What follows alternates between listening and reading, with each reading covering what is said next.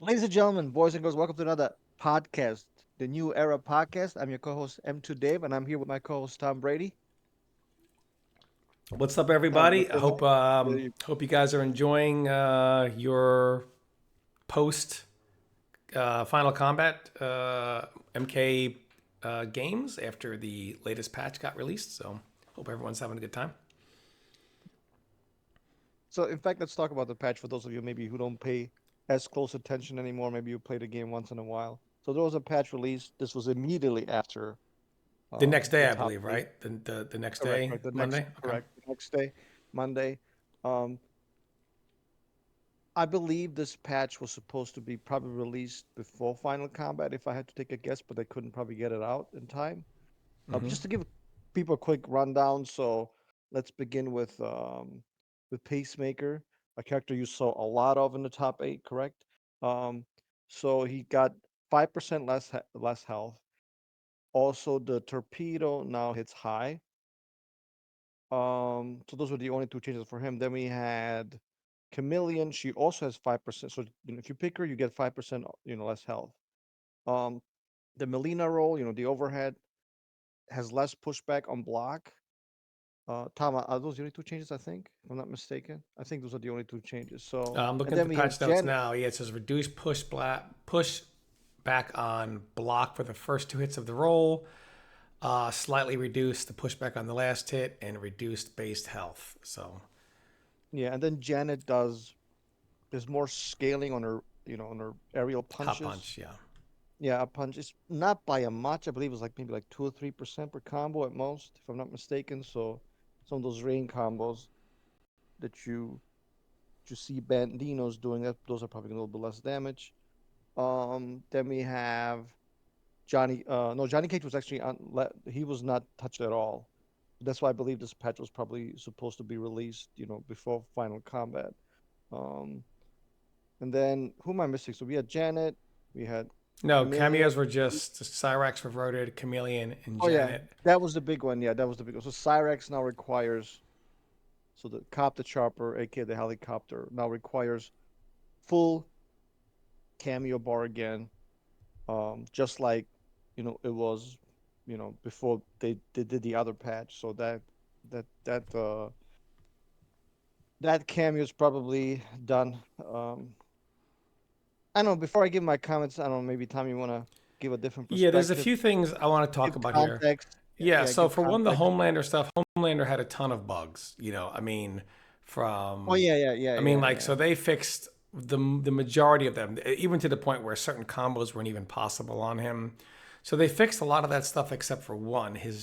After all these notes, his diabolical dash one, which says minus 16 in game, can still have its negative frame cancels with down one, and many think it's plus or zero. We don't know exactly, but we just know it's very difficult to counter poke it with down one. More times than not, you lose. So either way, it's definitely still bugged. It's not minus 16, which it's supposed to be in the game menu. Actually says it's minus 16. It's reading as minus 16. And if you, but it can be canceled with down one. You can cancel your negative frame. So that's obviously still a bug. The big issue in this patch, I think, was meant to address two things. One, the Homelander bugs, which were just functionality stuff.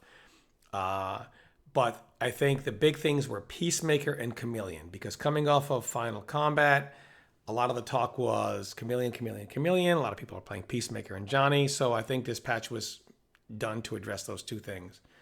On the Peacemaker front, he has 50 less health, which is a direct nerf to him. But the torpedo being high, it's being debated if it's a nerf or a buff.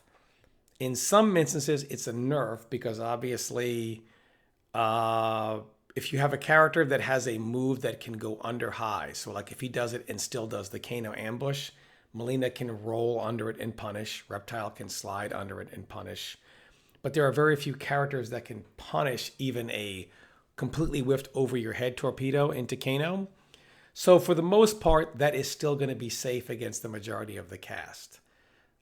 So it is a slight nerf in some instances, and it's no nerf in others. In others, it could be a buff. There may be some characters where if you do it at a certain distance, like closer to you, that even without Kano, you can't even get next to him to punish him in time. So It's kind of a give or take with that one, but they were trying to nerf Peacemaker, and they did in some instances, and then in some instances it's not a nerf. And the big issue I have is the Chameleon nerf, because it says the reduced pushback on block. That was a big thing with Melina. Everyone knows that was something that was really irritating. But the thing is, what made Chameleon good, what makes her still the number one cameo, has nothing to do with Melina. In fact, she was the least reason why people pick Chameleon. Melina was like you get this with Katana, this with Jade, and Melina was like the bonus. Oh, we get combo extensions and we get this overhead roll. The best ability for Chameleon is still availability, which is why she's the best cameo still, even after these nerfs. The Melina ball roll was really good because, like, if you go back and watch Sonic versus Nicolas, you'll see every once in a while Nicolas will throw out a random ball roll. It seems to be like, it's not random, but it's calculated, obviously. It's when Sonic loses his turn, Nicolas will sometimes do a Melina ball roll. That's because it beats the Duck OS that is, the MK11 meta that still's in this game. Poke, poke, poke, down one, backdash, micro duck. Well, a lot of times when it's their turn, if you try to micro duck to go under throws, highs, and still be able to try to block mids in some instances, the Melina ball roll will win out because it's an overhead. So people would either try to mix with it or try to circumvent the whole, my turn, your turn meta that we have. And even when you blocked it, you couldn't punish her. So that was a big thing with Melina. But ultimately, what makes her really good is the Katana fan lift and the Jade's glaives, and those are untouched. And the cooldown of those also. So the fastest cooldowns she had were the glaive from Jade, I believe, which was like 9 seconds or 8 seconds. And the Katana fan lift, which I believe was 3 to 5? So I think it was 3. I don't remember exactly. I know Tekken Master did it, but it was extremely fast. So those cooldowns are still there. Those moves are still untouched, and she's still the best cameo in the game. And the 50 less health, that's kind of a nerf. I mean, I don't understand why. If the community is already admitting that Chameleon is carrying a vast majority of the characters that would otherwise be absolute garbage without her, why would you say, hey, you who are the worst characters in the game, we are now going to try to discourage you from using Chameleon? So now some of these characters will have 950 health. And if these are the worst characters in the game, only slightly being brought up by Chameleon, why would you say, well, there's going to be a penalty for that? They're already suffering a penalty. They're in your game and you're too stupid to know how to make them work. So they're garbage. That's their penalty. And they're being carried by Chameleon. So now you penalize them for that. But the irony is, Johnny Cage is probably still the best character in the game. So Johnny already had 950 health. Now he's going to have 900 health. And in those matchups where Johnny will have 900 health and he'll be playing an opponent whose character plus cameo will have 1100 health, 200 more health, 20% more health, he will still absolutely obliterate that character, despite them having 20% more health. The Janet, it changes slight enough to the combo scaling. I think that was minor. Again, I don't understand why they would do that. That's her whole purpose. Janet is pretty much used to say, hey, every touch combos. People don't use her for the stance and pressure. They don't use her for that. They mainly use her so every touch combos because of Hot Punch. So they're trying to make that less relevant, which only, again, when you nerf Cyrex, again, to revert him, when you nerf Janet, you're only re-solidifying Chameleon as the standalone Head and Shoulders cameo. So nothing has really changed. The two best are probably still Johnny. Not probably, they are still Johnny, still Peacemaker. The best cameo is Chameleon. And this is the weird stuff that NRS does. When the game first came out, it was dominated the first top 8 by Cyrex, Kung Lao for cameos, Raiden and Johnny Cage for characters. A year later, even after the most recent, they nerfed the game the very next day after the first top 8 ever. because they wanted to avoid, let's not have the same two characters and the same two cameos. And after a year of patching, we got the same two characters and the same two cameos in top 8 of the finale of the Pro Series, even after a year of changes to avoid this very thing. Then the very next day after the Pro Series finale, they did the game again. They nerfed stuff again and saying, hey, let's go ahead and make sure this doesn't happen. And it's going to happen again anyway. Same two best characters, same best cameos. Nothing has changed. I don't understand. And this just tells you MK1 has the least oppressive and the least overwhelming top tiers out of most fighting games out right now. So when people say Peacemaker and Johnny are where they are, it's not because they're superpowered. They are by far the most tame top tier characters of pretty much any fighting game out there, if most tame out of any fighting game ever. And yet they still dominate, which tells you just how garbage the rest of the cast really is. When everybody says, oh, this game is in a great place, this game is in a horrible place, because it's telling you it doesn't have a problem that the characters are too broken. It has a problem that the characters are too garbage. And that they're so bad and they don't do anything on their own that these characters, which are still playing, and I truly believe that the minus 50 health of Chameleon was meant to not to discourage the low tier characters from picking her. They couldn't think of anything to nerf on Johnny Cage because there's nothing left to take. So they said, okay, we'll have Chameleon do 50 less. Now Johnny Cage will have 900 health. One, that just shows you Johnny is already so watered down from what he normally is in MK games that, especially from like 9 and X, that they couldn't think of anything else. What can we take? Make his shadow kick 99 frames? You know, that's stupid. You know, slow it down slower than dirt. Let's take his mid, make it 13 frames. You know, we'll make a slow shadow kick, 15, 19 frames. We'll take his, then that makes him a useless character. They couldn't think of anything to do. They're like, we use an offensive character. He should have some plus frames, should have speed, should have a faster mid. Shadow kick should be a faster special. What can we take? Oh, we'll just take the cameo that he's using the most and say, that's 50 more health off now, buddy. And it still doesn't matter. It just goes to show you. And Peacemaker, I think they got to a point where they were like, well, all the other characters were bad because they rely on the cameo to exist. Let's try to make Peacemaker a little more reliant on his cameo and have it be less of a +1. But I think this is the wrong direction. These more nerfs and more nerfs and more nerfs is the wrong direction. The problem is never and has never been all these broken characters in MK1. The problem has been and still is, it's all the characters that aren't broken that are the problem. MK has almost no power. It is just shows that they have no idea what to do, and it also shows that the powers that be, like I said in my last video, you guys know them as the Shills. This is who NRS listens to. The day after Final Kombat, when everybody else is talking about the game and what a just garbage show that was, you have the powers that be, the toxic positivity ones, who are like, nope, the game is still fine, guys. I don't know what you saw. The game is fine. You just got to tone down, Chameleon and like Johnny and Peacemaker. And then the game's in a good place again. So what does NRS do? Try to tone down those things. NRS has created a toxic culture of an echo chamber. You have to be yes men or you're cut off from us. And then they only listen to the yes men and ask, hey, yes men, is everything okay with our game? Yes. Just Johnny and Peacemaker. Take them out. Game's fine after that.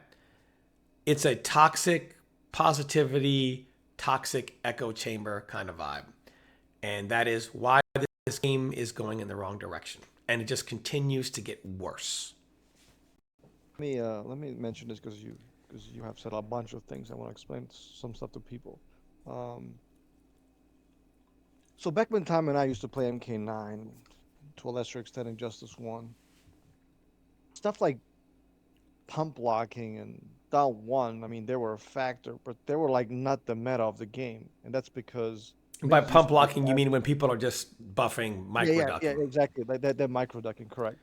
So it's essentially kind of like fuzzy guarding, right? Every fighting game has that. Has that. That's nothing new. In fact, that's common in Tekken, right? But those Um, games have other tools. This game, it shuts down most things correct. and makes it a very So poke, poke, poke, poke, poke kind of game. Yeah, yeah, exactly. But obviously, Tekken, has other aspects to it. sure, 3D game. MK. So the meta is essentially coming to that has devolved to that into that because the mids are a lot slower. They removed a lot of like for example MKX, right? If you knew that was never a thing, right? Because the mids were faster, you had overheads, you had armor, um, et cetera, right? But now since they literally took Well, you away still have armor every in this game too, but yeah, I know you do, but it's not as mm, aside from two characters doesn't really launch, right? And doesn't really lead into true. some of the stuff that But those aren't a good we thing, by the do. way, the armor launchers. But go ahead. They're not, but look, at this point I appreciate anything that's different because this game, I think, like you said, is heading into the wrong direction. And soon, if they nerf any more, we'll be playing MK1 again. I mean MK11 again, We're already playing and it, unfortunately. So to a large extent, yeah. So the thing is, um, that's why these primitive tactics are so powerful now because they stripped everything from the game, right? They stripped. There are no more archetypes. There are no more fast mids aside from one character. And there are no more strings that push you far away. Except I just lied to you. There are actually two characters who kind of have that. And those are the characters you saw the most at Final Kombat. Johnny Cage craps on fuzzy guarding or pump blocking or micro whatever you call it, because he's a 9 frame mid. And then the other character, Peacemaker, can do strength into Eagly and push himself out of range not to play that meta. So why did those high level players use those two characters like 85% of the time in the top eight? That's why. Because not everybody else is a slave to that meta, right? The moment you block something, it's down one, throw mid, right? Just like MK11, no difference. But Johnny Cage shuts that down because he has a very, very fast mid. And Peacemaker can do something like forward 4-1 into Eagly, push himself out of that range, be essentially -4, but at that range, you essentially just resets neutral, right? Might as well be zero. So that's why those characters were used that much. Any other character, for the most part, when you block something, they're -5 in your face, whatever. You immediately down one throw right mid. Essentially, that's what the meta is, right? Um, and I do want people to understand that because back in the day, this was not normal. Like you know, because of all those other gameplay aspects. And I called Tom the other day. And we were talking about this. The reason people might be asking, you guys are so harsh with these people. Like you're too hard on NRS, you're too hard on the community.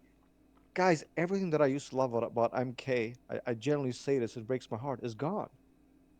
It's absolutely gone. Like I talk about the archetypes, the crazy power levels, um, the fast-paced gameplay that I even appreciated in MKX, and to a lesser extent, because it was slower games, MK9 and Injustice One were, but all that is gone. Like none of that. It's like a new fighting game company made these games. Everything is gone. Like there's nothing. We used to have Freddy, Sub Zero. Forget about the tiers. We were complaining, but it was so fun to play at that time. What do we have now? Like you saw the finals. Like that's what we have right now. It's pathetic. Two fucking characters who do something different, picked 85% of the time. Yet the other characters were garbage. And like Tom said, the problem with the MK one is not that the characters are, the two characters are broken. It's the fact that the other characters are not broken enough. They're not good enough. And that's why you saw what you saw. And everybody else who tells you otherwise, I saw two grown men trying to convince the community. I'm not going to say any names because I don't want to go there. But I will tell you what they were talking about.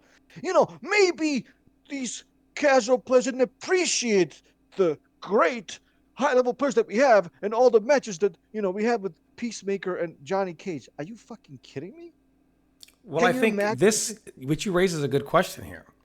So, if you guys don't if just to elaborate a little more on what Dave is saying, really break it down, actually, to simplify, not elaborate on it, is the meta in the game is that poke, poke, poke, down one, micro duck, throw, meta, backdash. Johnny with his knee, and then a chameleon her overhead when she's in Melina, but that's only there situationally, is so fast that it beats that meta because it even hits microduck a lot of times. So it beats that duck OS. You can't steal your turn back because it's just too fast. So even when you try to do something low negative frames and down one, it still wins. And he's the best at doing that. The meta that everyone else plays, he counters, he destroys it. So obviously you don't want to play that meta with him. So you say, well, who's the character that stays out of that meta the best? Peacemaker. So you have a character that plays that meta the best, which people are obviously going to use for money, which forces you to say, I'm going to play the character that stays out of that meta the best. Faisal, what does he use? Katana. But guess what? That doesn't stay out of the meta the best. So what does he do? I have to go to Peacemaker if I'm going to fight Johnny, etc. At that level. The same thing, Ninja Killer, Peacemaker, right? They all were going to Peacemaker. So you had people who are going to go with Johnny, and the people, okay, since you're going with Johnny, I'm going to go with Peacemaker. I have to stay out of this meta because Johnny just does it better than everyone else. And the fact that the game, I know when Dave says, oh, look, the game is, somebody does something, then you respond with down one, throw, mid. I know there are people out there going, duh, that's every game. True. That's because that is the very basics of a fighting game. The very basic of a fighting game is quick poke, mid, throws, and you have a strike throw type of meta system, a poking system. That's generic in every game, even if characters were just bland faces with no specials. The problem is Mortal Kombat has been watered down to the bare bones basics. And then we say, we'll spice it up. Full string into cameo for pressure. Or full screen move into cameo to get in.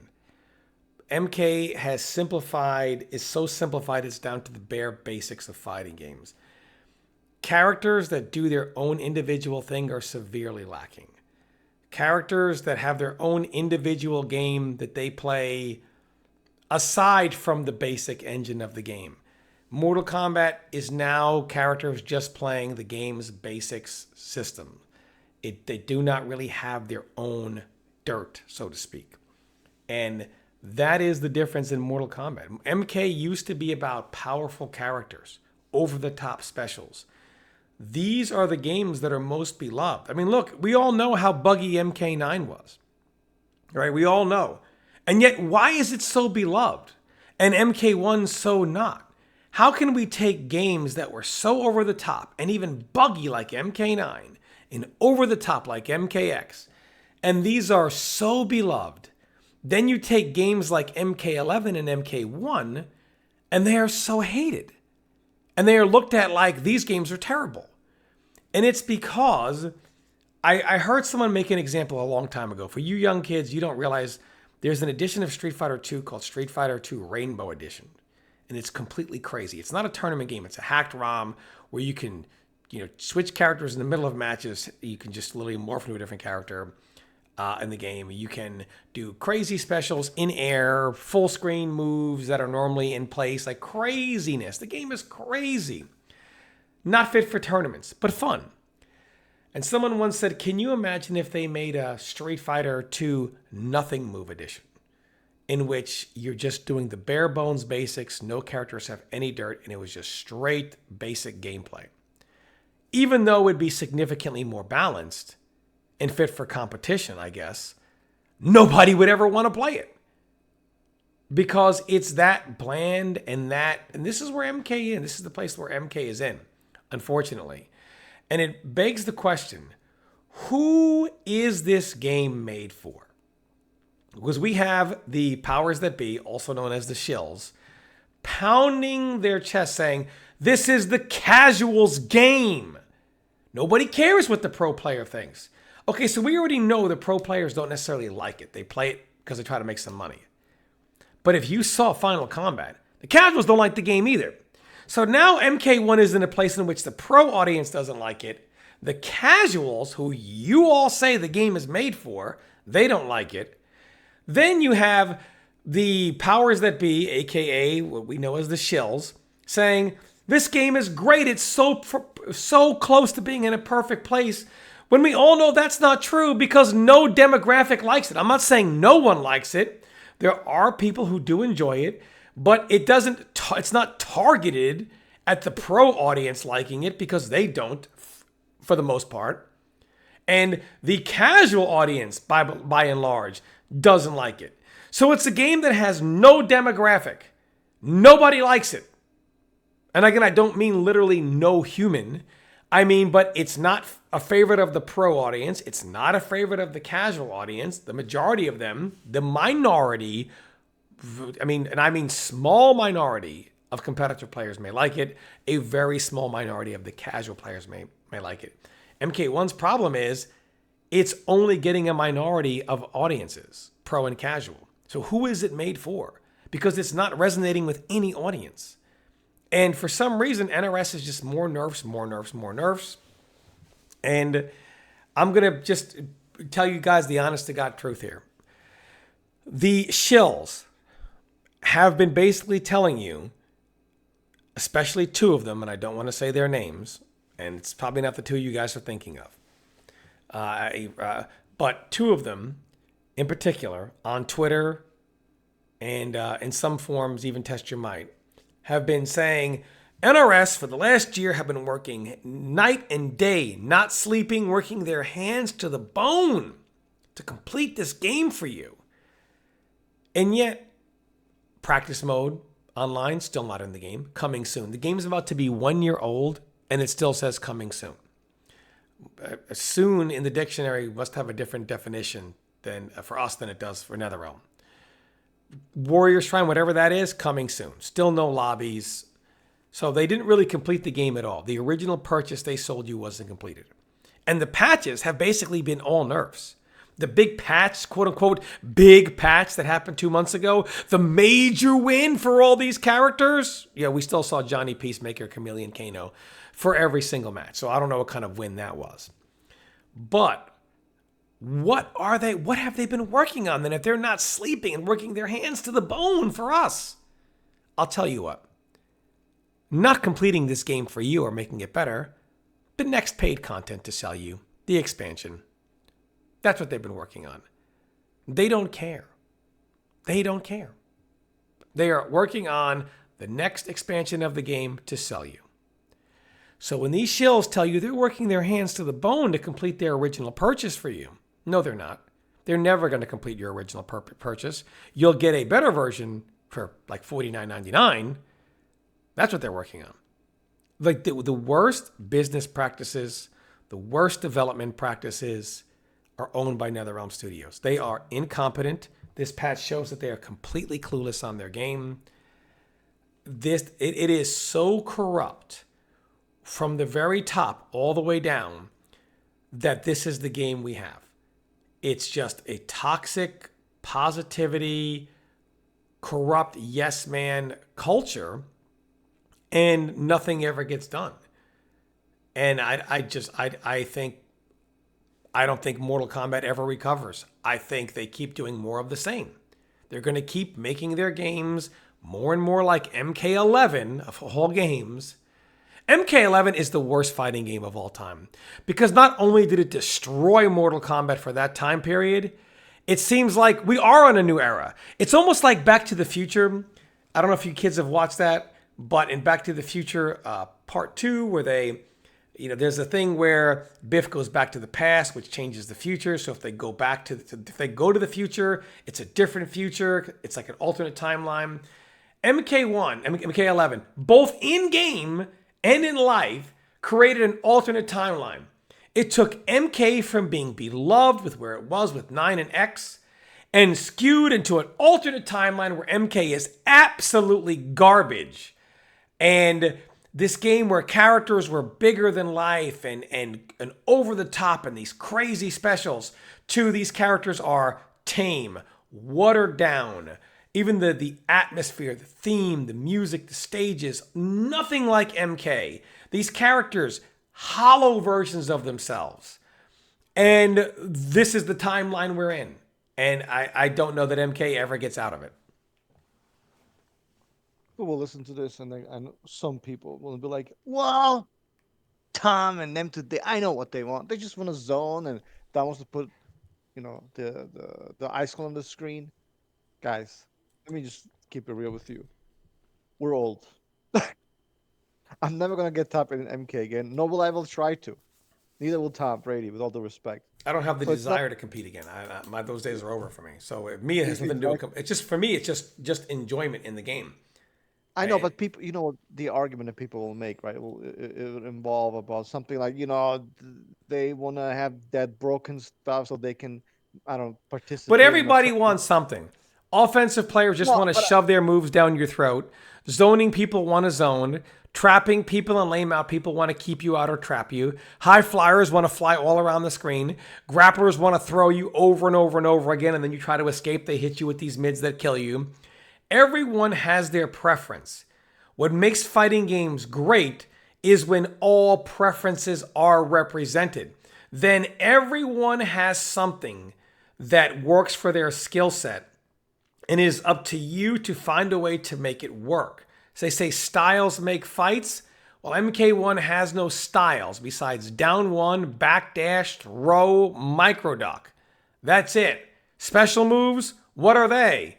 Those are cameo moves now. That's basically what they are.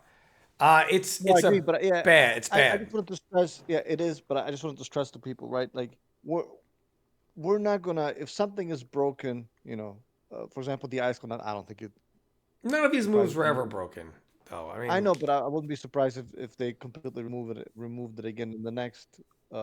well, I won't be around for the next one, so I mean, it just wouldn't matter if they did.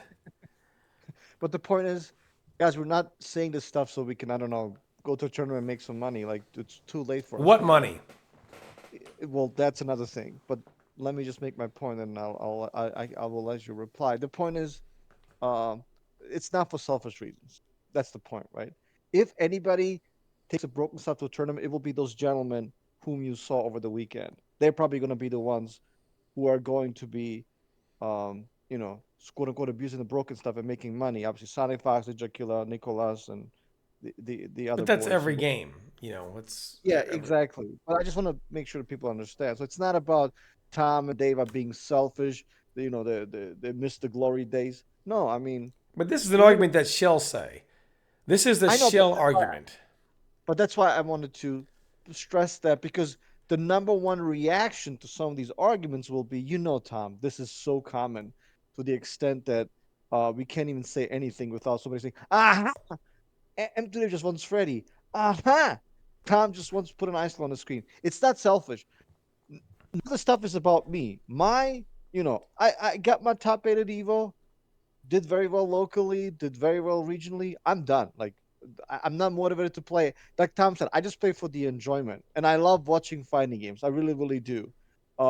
So I found it again hilarious when I saw those two gentlemen on their YouTube channel saying stuff like, "You know what? They're not high level player. High level player. They're not high level enough to understand and to appreciate the all these Peacemaker versus Johnny Cage matches." I'm like, what the fuck are you talking about? Like, I used to compete. Who's against more variety? Who's like, yeah, I really, really hope I only see the two characters on the screen like 85% of the time to 90% of the time. Like, I don't know anybody who thinks like that. So it's like these people, they're they're insulting your intelligence. Because I assure you, the same people, if that had happened to Tekken or in Street Fighter, they would have crushed those I'm games. They so would have glad you brought crushed. that up. Thank you for bringing that up. I'm going to give you guys. I'm probably the only real living historian in fighting game history because I've never had any downtime out of it from the very beginning to the end. I'm the oldest, pretty much, who's never left. There was a Older than game called Sako. Tekken 4. Tom, Tom, older than Sako though. I am older than Sako.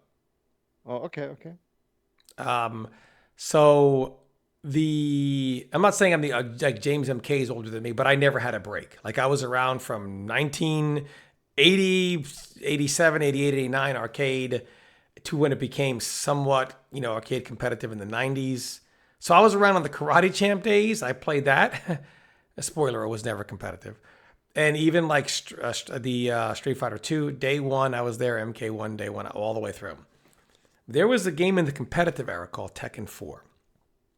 And Tekken 4 at their came down to their last few big tournaments, especially the Evos. Came down to, Jin versus Jin winners finals, Jin versus Jin grand finals, Jin versus Jin losers finals. So many tournaments became Jin versus Jin, Jin versus Jin. And then you would see like Steve, but it was pretty much Jin, Steve, and Nina. That's all you ever saw after a certain point. Especially there's so much Jin versus Jin. Every grand final at Evo was Jin versus Jin. So it only made 2 appearances because 3/4 of the game life came before the Evo era, back when Evo was still B4, B5, before I had the Evo name, was Capcom only.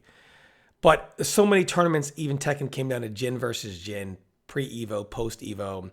And the Tekken community to this day laughs at that game for it. People always say, quote unquote, that's not the real Tekken. And people look at that game and laugh at that because of that.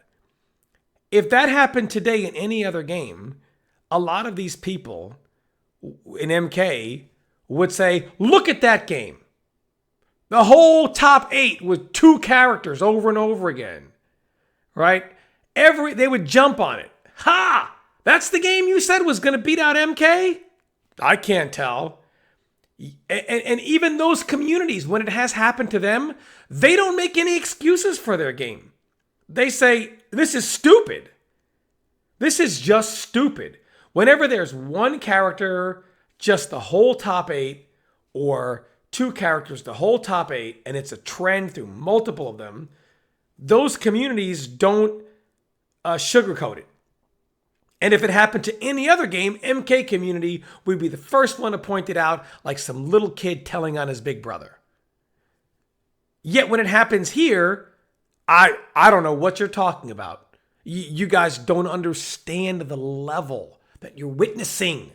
That's why you think it's that way. Your brain can't comprehend the amount of high level thought going into this. Do you know how hard it is to hit down one? Got to know the game, brother. I mean, this is what they tell you. And there's no time in history where this has happened to a game that it has ever been considered acceptable. None. And yet we do it all the time.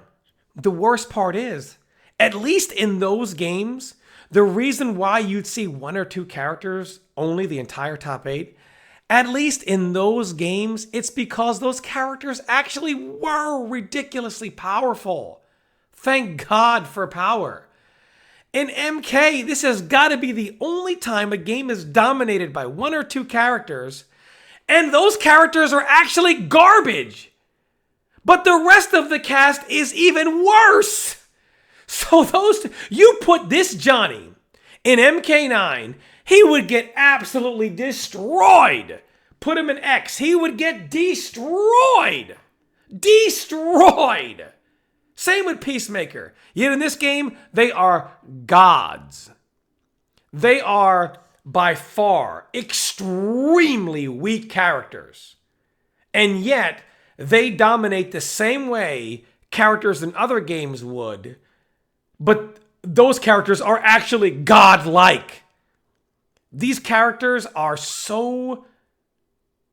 I mean, how you can make characters so plain seem so powerful, you have to understand just how bad everything else is. They nerfed Chameleon, and she's still better than everyone else, which tells you how bad is every other cameo that they nerf her, and she's still the best. Johnny's still the best. He has 900 HP now when he picks Chameleon. Yet Johnny anybody really, is still the best. But Johnny Chameleon is probably still the best team because how bad is everyone else? To be honest with you, they could give Johnny 850 health and he would still be better than everyone else, which tells you how garbage everyone else is. I just don't understand how this community... And the thing is, some people do see it, But the powers that be, the people that have 100K, 500K subscribers on YouTube, that suckle at the very teat of NetherRealm Studios, they no, game's fine. Nothing to see here. This is a big problem. This is what happens when you have a studio threaten the livelihood of people who do this for a living and they are forced to shill the game. The reason Tekken had main man, he craps on Tekken all the time. Harada doesn't say, you're done, buddy. Never want to see your face again. It doesn't happen. People are able, top players, commentators are able to speak their mind, and it's not like you're gone. NRS is like, tell us what we want to hear, or you're done. And those very people tell NetherRealm, everyone farming negative views. You'll have a guy with 500 subscribers on YouTube post a video, and it be quote unquote negative, criticizing so many things wrong with the game. And they'll say, see that guy with 500 subscribers? He's doing this for money, to cash in on the views. Who the hell believes that? Meanwhile, you got some shill with 500K, 100K subscribers on YouTube going, we're saved, buddy. Best game ever. Look at the hype. Did you see the Peacemaker mirror between Unjust and Faisal? Man, I had to turn the AC on. I was hot with excitement. Who the hell believes that? That's what toxic positivity is. Those people are doing this to try to capitalize on your money and keeping the game in a garbage place because of it. And NRS perpetuates this. This doesn't happen in other games, which is why other games are the way they are. They actually still have power. There's still excitement. They're in a healthy. They're getting to or are in healthier places. And then there's MK. Like, it's a bad system all the way down. Mike Hollow once said it, and this is the absolute truth. The only way things change is NRS, MK, they have got to start feeling the hurt in their pockets. To which somebody finally comes around from the upstairs and says, what the fuck is going on? And then finally, they will be forced to change something. Because right now, they can do minimal work and get maximum result. And that will never change. And I just, whatever their next DLC is, the only way things change is you guys would have to boycott the shit out of that thing. Otherwise, nothing will ever change. Like, they've got to feel the hurt so bad financially. And for people that say they were oppressed by Warner Brothers, nobody at Warner Brothers says, make the game like this. There is no one at Warner Brothers that said, you better water this game down because when I watch your Final Kombat finale, I better only see 2 characters and 2 cameos, or else. Nobody from Warner Brothers gave them that order.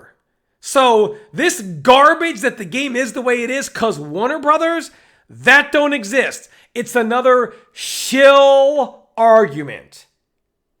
That's just the honest to God truth. The only way things will ever change is the bottom line has got to hurt. There's no other way around it. Well, I don't think it's going to change. That's why Mike Hollow, if you guys, unfortunately, he couldn't be here with us today, but that's why he stopped making videos about Mortal Kombat. Even though he did make, obviously, one about Final Kombat, he was opining about that event as well. But he was like, obviously, what I'm saying is not making any difference. So why would I keep saying it? And honestly, we might be in the same boat here. But I told Tom, honestly, I heard her talk about Tekken. Look, I've been very, very critical about Tekken. But if you look at a tournament that Tekken even had on the same weekend as Final Kombat, the character diversity was amazing. You saw Kuma in the top 8, a Yoshimitsu. It was a tournament in Sweden. You saw a Jin, all kinds of characters. Super diverse, very, very fun to watch. Even if you're not necessarily a fan of those characters. Again, you watch the high level play, very fun to watch. You don't have people lying to you when you go to YouTube and saying you're too stupid to appreciate, the high level gameplay. None of that. Absolutely none of that. Because there was a time, like Tom was saying, Tekken had his issues as well, and you don't have to go as far back as Tekken 4 and Jin. You could just look at Tekken 7 and the Leroy fiasco that happened like uh 3, 4, 5 years ago at Evo Japan. Like 6, 7 of the top 8 were Leroy, and every single person crushed the game for that. They're like, no, we don't want this. Yeah, he's a cool character, but no, we don't want But here's the augmented. difference. There was already power in that game. Akuma was still powerful, was he not? Oh yeah, absolutely. So, but Leroy was so powerful. In MK, we don't have anything like that where these powerful characters. We have characters that are really bad, and they're the best.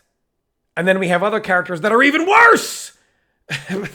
That's what we have. And I would accept it. I would honestly accept it if Johnny and Chameleon were just godlike power.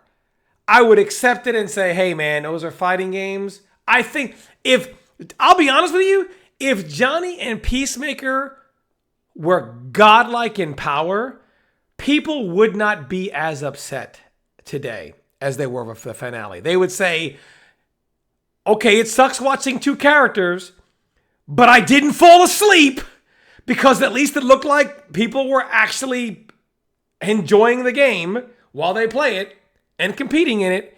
And we would say, now just take those two and disperse that to everyone.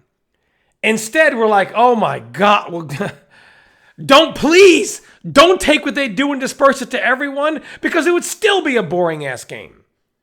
And I mean, like, at least and nobody would still like it. They would still complain. Two characters, boring, two cameos. But at least we would understand when they're super powered, man. These characters are watered down. Johnny Cage in this game is essentially a garbage top tier character. Peacemaker is a garbage top tier character. And yet they're gods in this game. At least Leroy was like, wow, this is a powerful character. You got powerful characters in this game and he's dominating. At least there's a reason why. This game, it's like the worst possible reason to see two characters in a game dominating like this. There's no good reason, obviously, but the best reason would be, hey, they're really, really powerful. The worst reason is they're not that powerful, but the rest of the characters are even worse. That's a formula for a miserable Yeah. playing experience. And what's disappointing if you listen to the content creator that Tom keeps mentioning, they will tell you, yes, nerf Johnny and make it even more. Like, yeah, remove that 9 frame rate. We don't need that. Make it 12 to 13. Like, remove some of Peacemaker's original gameplay, right? Get rid of a Psycho Crusher. So they want to universalize the game even more. They want to go back to the MK um, 11 days where, like, 90% of the cast was absolute boring to watch, absolute trash, and then you have like 3 or 4 or 5 characters who did something original, like Fujin, Jackie, Sachion, etc. Right? Maybe a couple more. And everybody else was like knife of 1-1, down one, throw, 1-1, down one, throw, down three. What? It's like, what am I watching? Is this because guys, this Tom and I could balance a game like this, right? In like a day. Like it's super easy. You guys could do it too. You don't have to know anything about fighting games, right? Just make everything shit. Make everybody just do jabs, down one, down three, and just animate everything. Like there you go. That's the game, right? But that's boring to watch, boring to play. It's not exciting at all. But that's what the game is turning into. And these content creators, if they could have their way, they would like double down on that. They're like, yeah, yeah, of course, nerf Johnny, yeah, nerf Peacemaker, make everybody do down one, make everybody do jabs. Like, then what's left? Like, what are we watching? That's what I don't understand, and that's what's super disappointing. Even their suggestions are bad because they're gonna again they keep taking us a step back, and that's why you have no archetypes. In the past, I've complained about Tekken, but Tom was right. Maybe a little too harsh. At least Tekken still has archetypes, even though the community complains. MK has none of it anymore. It's gone. It's absolutely gone. And ironically, the two characters somewhat have archetypes. They're like considered super broken when they're not. They're actually pretty weak. So they've stripped the game. They have stripped the game of so much. You have nothing left. Nothing is left. And Absolutely. I think another big problem is like Dave. If I say to you, who is the figurehead of Tekken, the face, like the guy that we all know, who do people tweet at for Tekken? Harada. Harada. Sometimes Murray. Yeah, sometimes Harada, but Murray. Yeah. Harada, right? Now we've Yeah. seen Harada play Tekken in tournament. We know he understands his game. First time I saw Harada play in tournament was he played Marduk at, I believe, the first ever CEO in 2011. And I was very impressed by this. First time I ever met Harada. But I was extremely impressed that I was like, wow, this guy understands his game. And I think everyone would agree to that. And that's a big reason why I think Tekken's fast turnaround, I think that's a big reason for Tekken 8's success. When when the guy in charge understands the game and he said, okay, people didn't like Tag 2. Nope, Tekken 7, we're going to do this, we're going to do this. People aren't happy. Oh, okay, they like this. Okay, we're going to make the game this, and this. People loved it. And then Tekken 8 comes out. It was a love fest for a little bit. Then people weren't happy. Okay, we're going to do this. Look at how quickly, Dave, Tekken 8 turned around, right? Because it came out, honeymoon phase ended rather abruptly. Then the community pretty much exploded on itself, right? And then a very quick turnaround from where it was to where it is now. Would you agree? As far as the overall perception of the game with its community, what they weren't happy with. Yeah, I would say so. And that happens when you have the guy in charge having a good understanding of his game. Ed Boon has no clue anything about the game right now. Couldn't tell you, couldn't explain anything if his life depended on it. It's so bad. I have inside information here. Can't reveal my source. At Final Kombat, someone forgot to put Ed Boon's name down as someone who they have a list of people that need to come in, yada, yada, yada. The word on the street is his name wasn't even on there. So they wouldn't let him in the building. And then he had to get someone to come in and say, no, Ed Boon, creator, et cetera, et cetera. I didn't even know who the fuck he was. That's how irrelevant the creator of the game has been minimized to. That would never happen to Harada. Mortal Kombat has a serious fucking problem from the top all the way down. They are incompetent, lazy, things that I never thought I would ever use to describe them. Because I know some of the people there, and they are good fucking developers. And I'm positive if they had free reign to make their own decisions, their own design decisions. I'm gonna shout a few of them out. Nick Nicastro, that guy will make you a fucking super character like you wouldn't believe. Paulo Garcia, you want to make an interesting game that's like filled with power? Let that guy decide the kind of game he truly wants without any red tape. I know a lot of people there are good fucking developers. And I do not know why their creative talent is just had the kibosh put on it. And there are words that I have just never thought I would ever associate with that studio, knowing them from back in MK9. I just never thought, never in a million years that I think it would come down to this. But it has.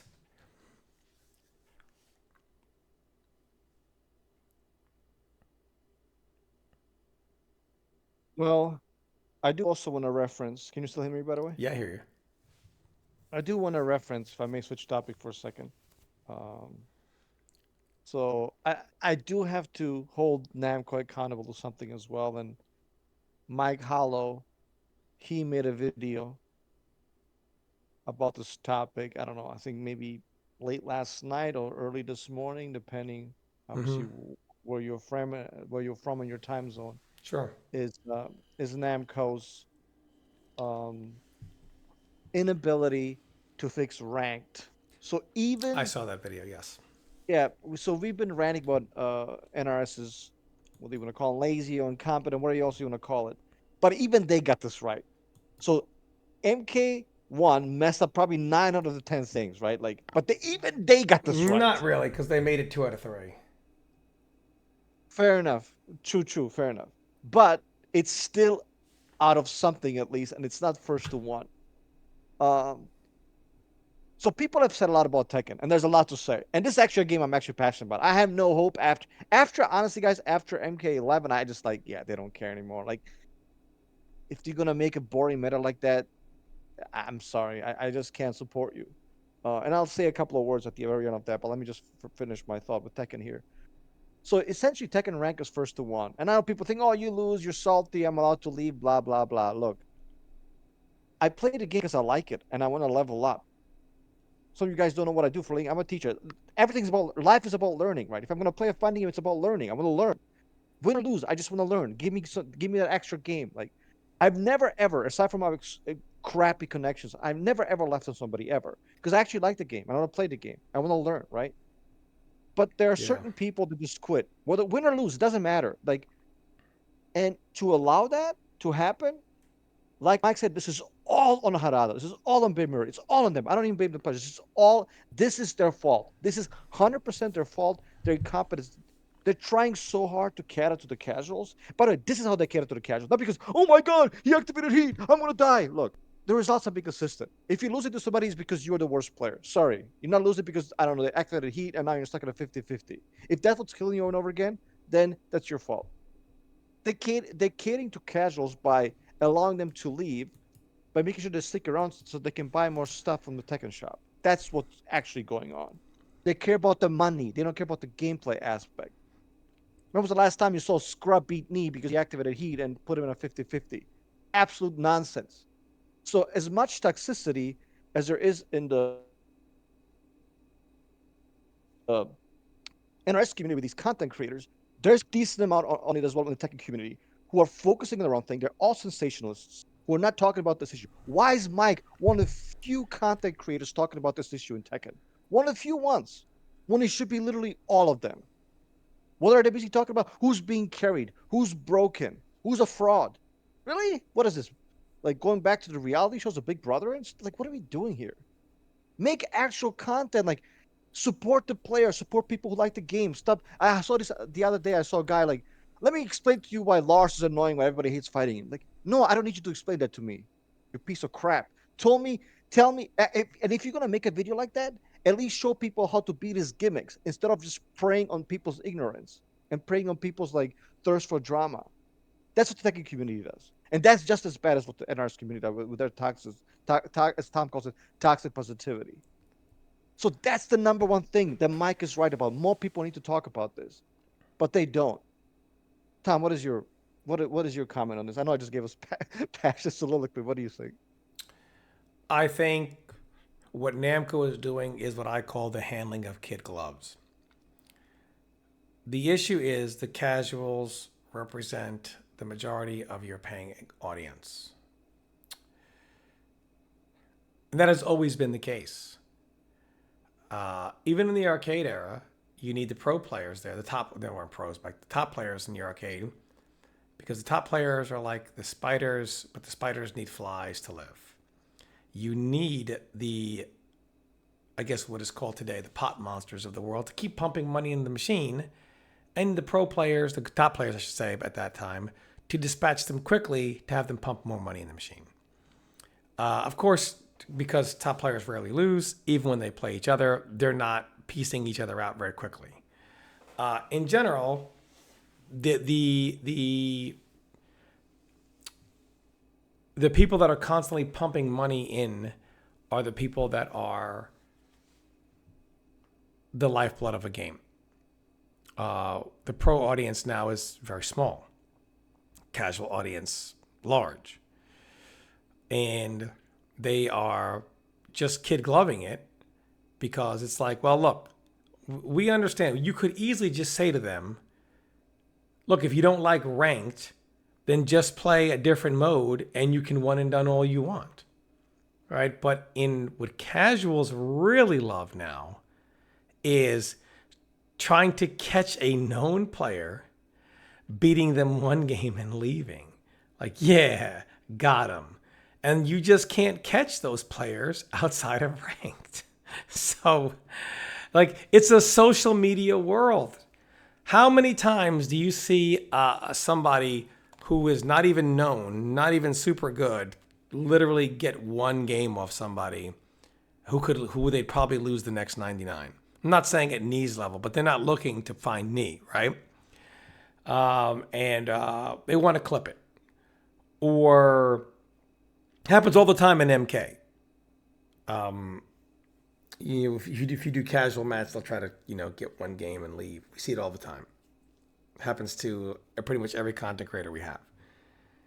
In Tekken, it's very like Kid Glovish. It's like, hey, you're sure people are like, well, you should be able to explain to these people this is a ranked mode. It's a competitive mode. If you don't like this mode, go somewhere else where you can one and done. But people don't like to hear, the casuals don't like to hear that. You can't. Like, why should I be stuck? The problem when you establish precedent, it's very hard to kind of break it, because there's still a big outcry for people saying, why should I have to play more than one game? Would you agree? It is a back and forth between the two sides. Yes. There was a lot of that going on when ranked first got complained. I remember Mike Hollow was showing tweets about it. People saying, "Why? If I only want to play one game, that's all I want to play. Deal with it. I don't owe you a rematch." Remember those tweets? No, absolutely. Okay, so those people will feel like, well, now I'm forced into playing two games. I just want to play ranked. I don't want to play two.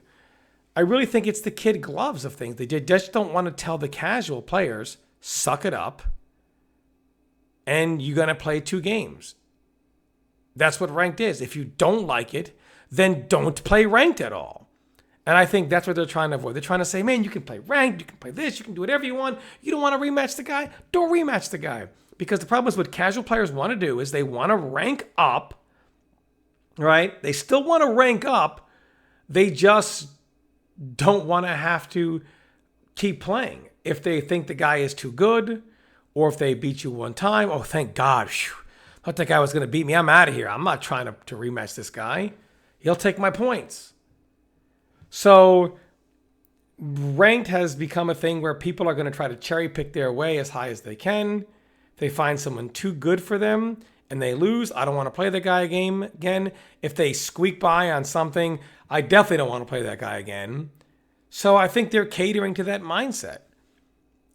And I think that they're handling them with kid gloves. I honestly don't think that's going to change in Tekken. But you don't hold you don't hold Harada and the content creators who don't talk about this topic accountable at all. That's what literally Mike Hollis. I mean, I do, but I think again, Tom, it's about. All right, let me say this.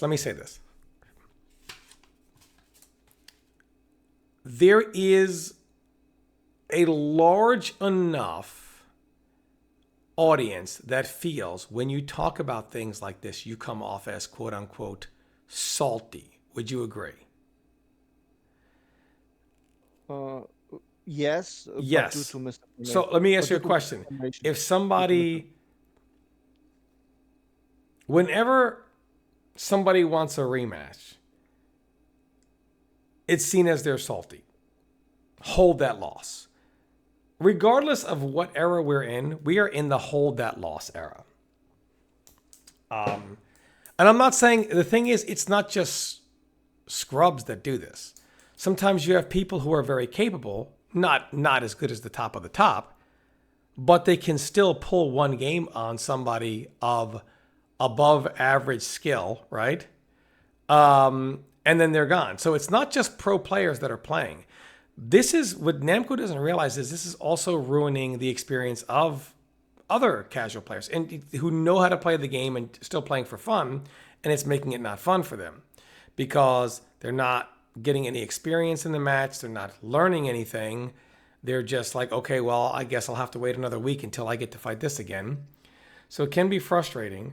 But ultimately, I think the main reason why more content creators are not talking about this is the label that will get put on them as maybe someone who's a little salty, kind of like the whole "who hurt you" kind of vibe. You know what I mean?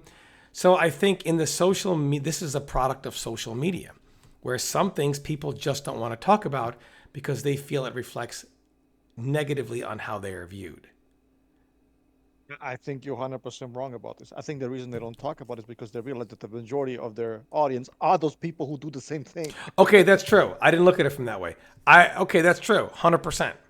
Uh, Because they realize, wait a minute, why should I talk about even certain contents like they said, look, I know Mayman Sweet joked about this. I'm not gonna hold this against him, right? Because he was like, yeah, I'm not gonna rematch any Kuma player, right? Like, because Kuma can be frustrating to play if like big body, certain sure, combos drop for him, just very weird sure. matchup. So I'm not gonna, like hold that. I think it was just kind of kidding. But many people, to me, I don't understand why they play fighting games in general. It seems like they're very sensitive people. That's what it seems like to me. And if I'm wrong, please correct me. But it's like, They are. guys, it's a video game. Like you are taking this way too personal. And maybe Tom and I we have a different perspective because we actually used to play But this is the thing, though. People are games with broken struggling characters. with separating the arenas. Developers are struggling separating the top players have the good players have their arena and you guys have your arena. Because what happens is the casuals want to mix arenas, but then they still want things their way.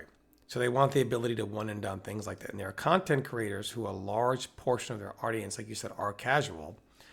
And they just don't see it as a problem they want to talk about. Mike Hollow, being someone who, I mean, if you spend 5 minutes talking to the guy, you know the guy is very intelligent, and he, play a lot of us who were ever anyone who was ever a former pro player for any amount of time that is now a casual, being we're no longer going to tournaments where we play a game for enjoyment. There's still going to be that desire to learn. So it is very frustrating. I think I've got it figured out here now. There's not enough people that feel that way. The minority of people are those that are either former pros or people who one day will be pros. Most people,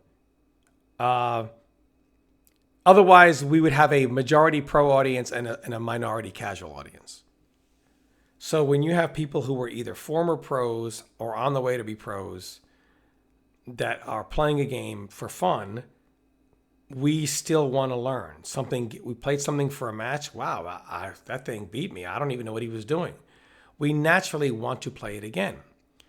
And it makes it feel not fun when you get it one time and there's no way to try something else against it, to try a different idea. You have to wait 2 weeks. And then when you finally get you get it one time again and then it's gone. And it's very frustrating because those players, we want to learn. It's still fun to learn and improve at the game, even though we are no longer pros. People will still make a comment like, Tom, you're casual. You're not a pro player anymore. Those 30 years are over, buddy. True. But you still have that desire to, wow, that beat me. What did I do wrong there? Or what could I have done better? It's like watching an episode of a show that comes on every week. Find out next week when you play it again. One more game. It's like find out next episode a week from now. It's very frustrating. But since the majority of people are not like that, they are just come online. They don't care. They just want to get their rank and be done or get to whatever they're going to get to. They don't really care. So if something beats them, I don't care. I don't want to learn it. Next guy. Give me the next easy game. Most people will want to take the path of least resistance. And in the old tournament days, we would call those people who want to get a top spot by getting an easy bracket. Who do I have in my bracket? Well, who's the? Hey, maybe you should switch me over here because I'm in the same town as that guy. Any way to get an easier path to get a top spot. That represents the majority of people that will take the path of least resistance. So most of them probably don't have a problem with ranked. But there are people who want to learn, want to improve. It's seen as if you're not a pro player and will never be a pro player again or strive to be one at all, what do you care? Because it's almost like hey, since you guys are in the minority, we don't care that your experience is ruined. And that does fall on Harada and Mary, because it's very difficult to tell a paying customer that you over here, this group over here, you guys, you don't matter as much as these guys over here. So unfortunately, we're okay with your fun being ruined so that theirs isn't. It's a very tough thing, and I feel like Namco has chose to say nothing and make no decision, hence to try to offend neither side, if that makes any sense. No, it does. I do want to stress though, for me personally, I don't know how about other people feel. It's for me again, it's not really about the salt because then I used to play so many broken fighting games with so many broken ass characters. I don't think Fang is gonna make me salt in this game anytime soon, or any other character for that matter. For me, it's really just a learning experience. I don't yell in my room. I don't throw my controllers. It's just about like, hey, win or lose, give me more of, I don't know, the Ling matchup because you run into a Ling once in a blue moon. Give me more of the Yoshi matchup, right? That's for me what it's about. It's not about being salty, winning or losing. Again, I really don't care, win or lose. I'm just trying to learn because I believe that's like But this learn. also goes back to who's carried, who's not. Based on your character choice, if you win or if you lose, for example, and you want if you want a rematch, they'll be like, Shh, I'm not playing that. You're garbage. I'm done. Carried ass, and you still lost. Right? Don't you think That's how it's they look at it. There is a lot of that. Or you'll beat them and they'll say, you shouldn't have even beat me. Your character. I'm not playing this again. People have all kind of justifications for this. And well unfortunately, the social now media era is just, I mean, it's all about who's carried, who's not, I mean, like there's social media is the worst thing that ever happened to but fighting games, but well I don't think it's even social media. Well, I guess technically um, they're the same thing. What I'm about to say. It's but do you see how those content creators are not really helping? They're supposed to be educating the audience. Except, what do? They fall into the traps. And why? Let's be serious. We know why. Because yes, just like with the NR shields, it's all about the money, right? The more justification they give to those people, who is probably maybe not a majority, but a large, maybe plurality of their audience, they cave into that stuff. Like, what do you mean who's carried? Tekken is a well, very, I very mean, but when it complicated comes to game. content creators, But Tom, they're supposed to let be me ask you educating the this. Let me audience. ask you this.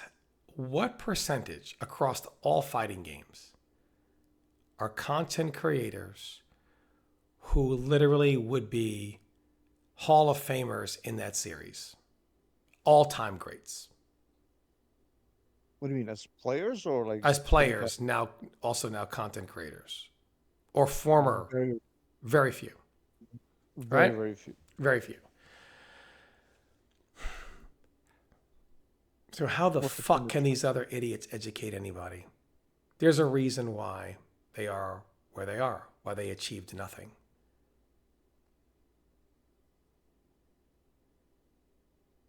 Period. Someone who has never coached even a gym class, never played the game, never coached on any level. They're all of a sudden going to coach an NBA team to the championship and explain to players how to win, how to play? No. You need, so for content creators to, it's also a niche thing. How many people really want to know how to play the game at a high level? How many people would really even watch that? I mean, let's be honest here. How many? Most people don't want to see that. Why do you think why do you think clickbait titles are so big? Right? It's about that short attention span of the majority of the audience. That's just, people are doing things to make a living. If they feel like educating everyone on the finer details of the game is not going to make them the most amount of money, they ain't doing it. It's not about, and most of the former pros, They just want to play the game. They've made their money that way or whatever through their match videos and things like that. But they're not doing, things like that anymore. People, the bigger content creators are only going to do what they think makes them a buck. And if they don't think educating the community is going to make them a buck, they ain't doing it. I like FeedDX. His stuff has been really. I loved how even when the game came out, he did Korean backdashing on all sticks, all pads. That was stuff that helped. These are things casuals want to know. What pad do you use? What stick do you use? Hitbox, etc. I think Fighting GM was doing some good content for a while as well. But I feel like tournament players more so do things through stream. And then we have the content creators who are making the bigger bucks. They do things more so through YouTube. So if you're looking for a high level gameplay and understanding how to play the game, you would watch the Hey, can you hear me? streams. I'm sorry, I must have disconnected. Can you hear me? Yeah, I hear you now. Okay. My bad. When did I break up? I don't remember exact point when you left.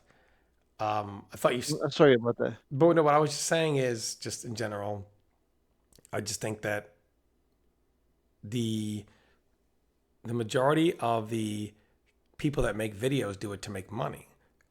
So if they don't feel educating the community on the finer points of the game is going to get the most views, they're not going to do it. They're going to talk about what gets them the most views. See, Mike Hollow's channel is different. He's like, I'm going to talk about what I want to talk about. I don't do this for money.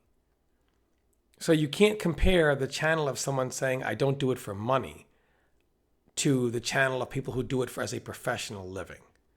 When you ask, why don't these guys do it for like this?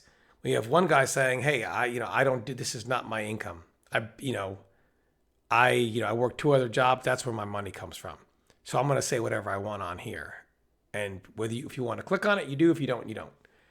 The other content creators, the majority of them, it is their profession. So they have to care very much if you're going to click on it or not. Do you follow what I'm saying? No, absolutely. But it doesn't mean what they're doing is right though. It kind of reminds me of the 24-hour news channels, right?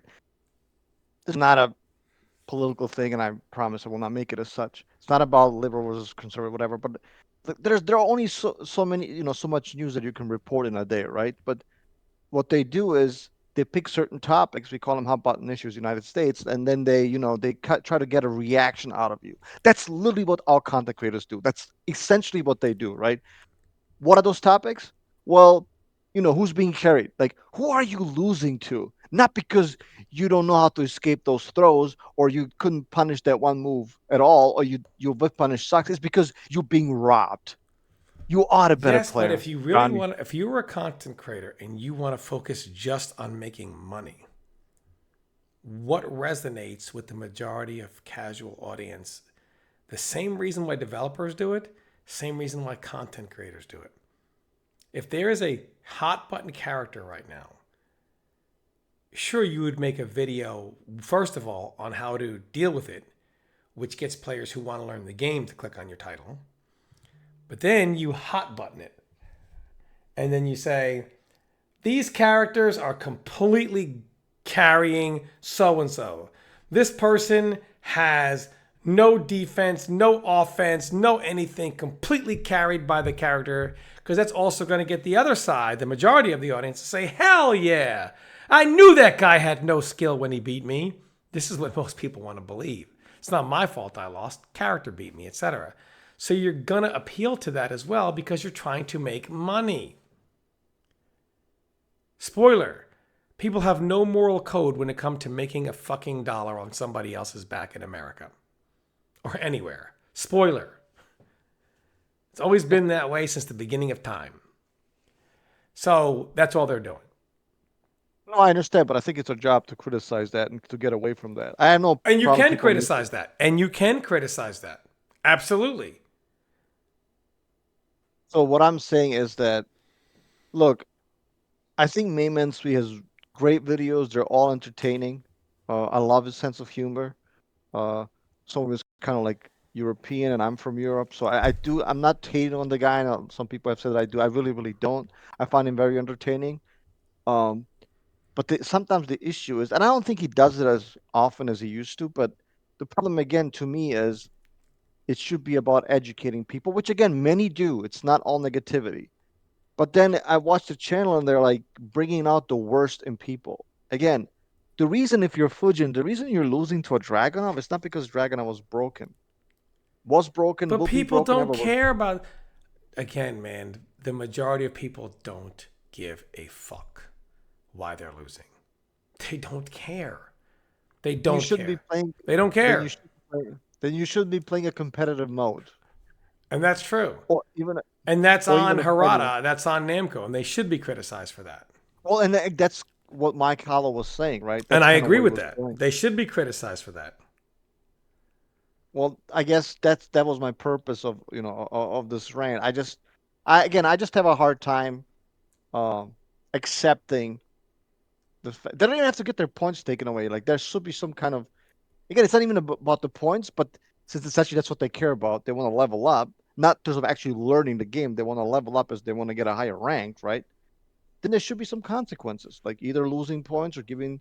If you leave after one game, you don't get any points, right? People would stop it. People would stop doing it immediately, or they wouldn't play the rank. But again, I just think they don't want to Namco, make a firm stance because if they once they make a firm stance, you are basically saying like if they were to say it's going to stay first to one, you're basically telling the smaller audience over here, this bigger audience over here, their happiness means their money is more important than yours, right?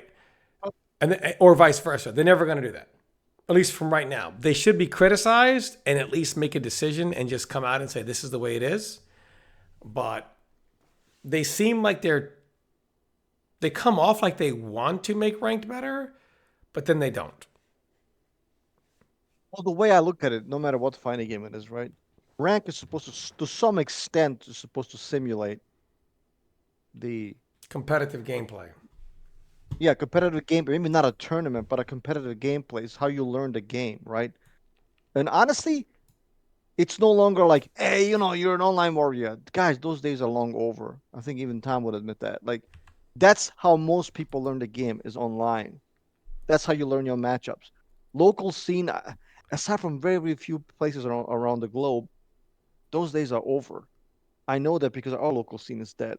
And it's been dead for the past 10, 15 years, since MK9, essentially. So the best way to learn a game is through online. And again, this infrastructure is there, but I think it needs to be changed. Again, even NRS got this right. Yeah, it was first, first to three, then they moved it. But okay, fine, right? It's still first to two. Even they got that right. And you're telling me Harada and Murray can't? So I'm glad. I'm super happy that somebody in this shitty community, from the content perspective, actually made a video that talks about this issue. And Mike Howell did it in an entertaining, forceful, and funny way. And I wish more people would do it. That I guess that's my final point on this topic. I mean, they should be criticized. I agree 100%. But the amount of people who actually want to learn a game, few and far between. That is true.